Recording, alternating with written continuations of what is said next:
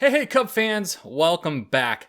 If you're like me, you might be still reeling from Len Kasper leaving the Chicago Cubs because you know what? He was my play-by-play man for 16 years, and darn it, I'm going to miss him. But I do wish Len Kasper the best of luck, even though he's going to the South Side. I know he'll do very well. The White Sox are very fortunate to have an amazing announcing crew over there. And considering what else he's going to be doing for the White Sox, I'm even more jealous because he's going to be doing stuff with Jason Benetti and just countless other things with the White Sox organization. So again, congratulations, Len. It sounds like this is the move he absolutely wanted to do. He wanted to go to radio. So hopefully, maybe in a few years, if Pat retires, he might come back. But as personal as I took the move from Len moving from the north side to the south side, it's not really going to affect the Cubs when it comes to their on-field play, or at least it shouldn't. I don't know. But what will affect are the couple of recent movings within the Cubs organization in terms of their outfield, including Albert Elmore Jr. and more specifically Kyle Schwarber. So what we're going to do today is talk about how can we replace this outfield that is missing a piece out there. So if you are new to the channel, get subscribed because it's going to be the easiest way to stay up to date with new Cubs analysis, news, and of course, we'll be taking a look at games after they happen in series and all that fun stuff as the season gets closer to us. It's the winter time. The winter meetings are coming up, so we're going to maybe get a better idea of what we can expect from the Cubs in terms of how their roster is going to fill out. But just recently, Bleacher Report did an article talking about an outfielder that has found himself in free agency for the first time, and that is Jackie Bradley Jr. Yes, the Red Sox center fielder is finding himself testing the free agency market, and they did a ranking of teams that Jackie Bradley Jr. might be heading towards, and one of those teams, of course, as they are one of the 30 teams in the major leagues, is the Chicago Cubs, but they ranked them a lot higher than I thought they would, and they ranked the Cubs as the 13th possible contender to land Jackie Bradley Jr. Now, of course, they do hint that Michael Brantley might be the better option for the Cubs, and while that is another video for another time, we're going to take a look at Jackie Bradley Jr. and how he will compare if he is signed to the Cubs in comparison to who is possibly going to be the current third outfielder in the Chicago Cubs organization, which might be Nico Hoerner. So let's get into it. So the 2020 season is quite the outlier considering the shortened season. So while we will do our best to maintain our findings set around stats from the 2020 season, we'll be using 2019 as somewhat of a safety net and a better predictor of how these players may react to a 162 game season. The Cubs outfield as it currently stands will likely feature Ian Happ in left field, Jason Hayward in right, and as it stands right now, more than likely Nico Hoerner in center field. Now, no offense to these three, but from an offensive value, they all play pretty well under the potential. And so while the ceiling is higher for all three, the likelihood of hitting that ceiling isn't necessarily the greatest. So let's talk about the least likely of the three to start on opening day to gauge someone to compare Jackie Bradley Jr. to, and that would be potential center fielder Nico Hoerner. Nico's not played an entire season of baseball just yet as he maintained rookie status essentially in 2020 after only appearing in 20 games in 2019. We previously referred to a ceiling that could still be hit. In fact, if we look at the 2 years Nico spent in the minors, he actually did fairly well, slashing a .297, .365, and a .427 slugging percentage, which beats out Jackie Bradley Jr.'s most recent full year of baseball, slashing .225, .317, and .421 in 2019.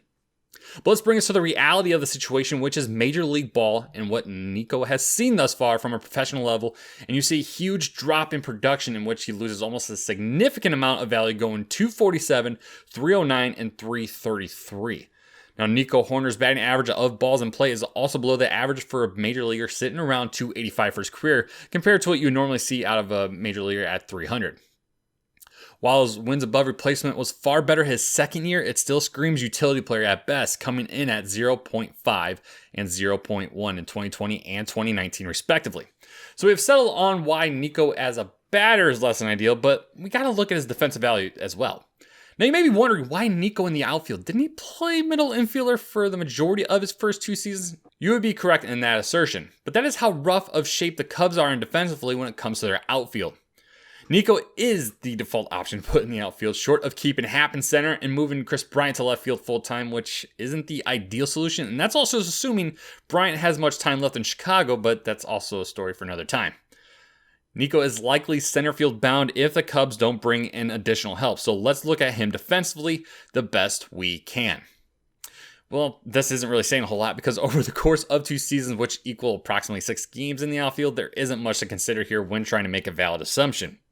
Nico was perfect in those 6 games and saw no errors, and to further put into perspective his bare minimum time in the outfield at a professional level, Nico only saw 2 complete games in the outfield in those 2 seasons. However, as an infielder, he is moderately reliable, posting an average fielding percentage of .978 over those 2 years, which would put him in the top 150 all-time in baseball history, but again, small sample size. But of course, defensive prowess in the infield doesn't always translate to the outfield and vice versa.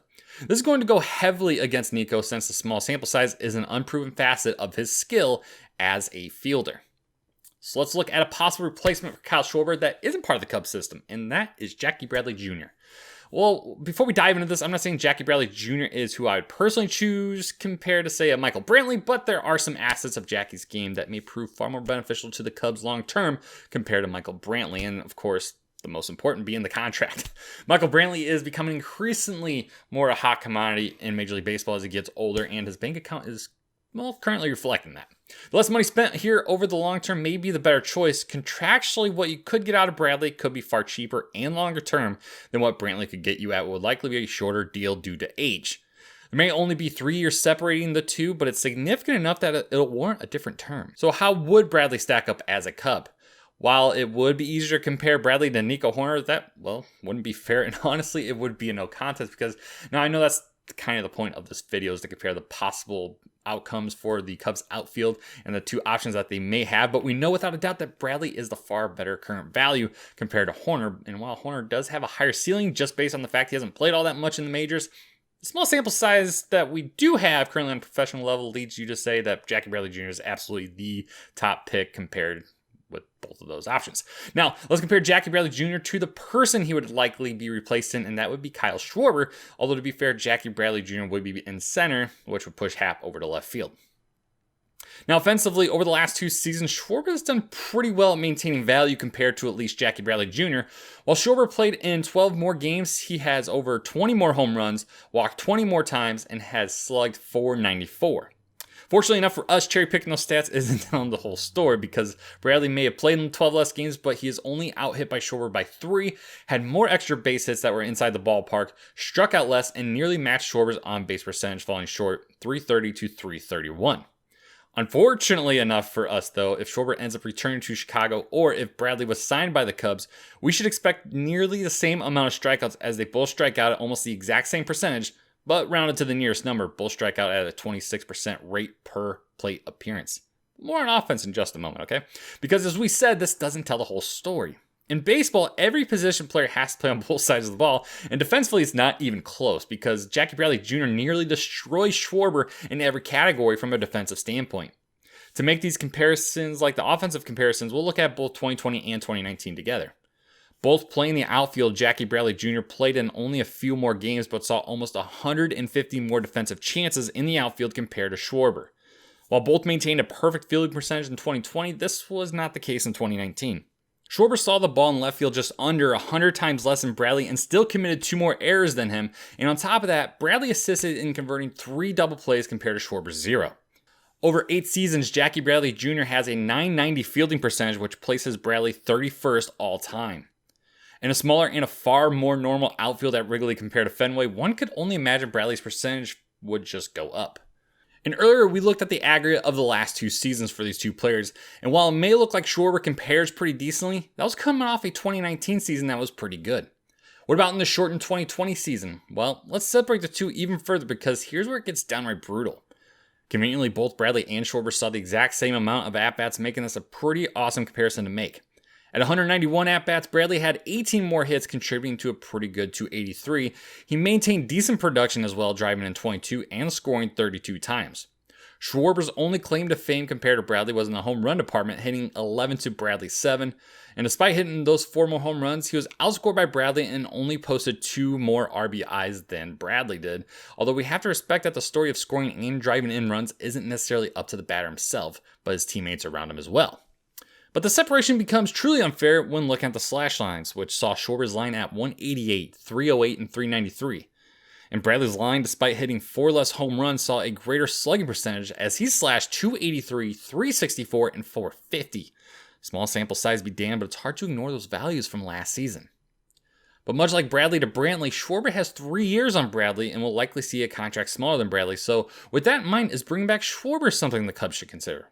Well, if there's a chance for Bradley or even Michael Brantley to come over, I would say it's time to move on entirely from Schwarber, because while the memories of Kyle's epic home runs may be as remembered fondly as his comeback during the 2016 World Series was, it's hard to debate Schwarber's overall value compared to, say, Bradley, and it isn't even close. Schwarber does tend to walk a little bit more and get on base a little bit more, but we can't look into the microscope of just one stat. Schwarber's WAR over 6 years sits at 5.1, making his average WAR under 1 per season. Bradley's WAR over 8 years, an astounding 17.8. That's nearly 13 more wins with Bradley on your team compared to Schwarber. Bottom line, Bradley scores more, is actually elusive on the base pass, and will provide a Gold Glove caliber defense that Schwarber just can simply never match now or ever. But what are your thoughts on Jackie Bradley Jr.? Do you think he is a good replacement for Kyle Schwarber in the Cubs outfield, or do you think that the Cubs should be looking elsewhere in terms of maybe sticking with Nico Hoerner, or maybe bringing back Schwarber, or going out there and giving Michael Brantley his bag?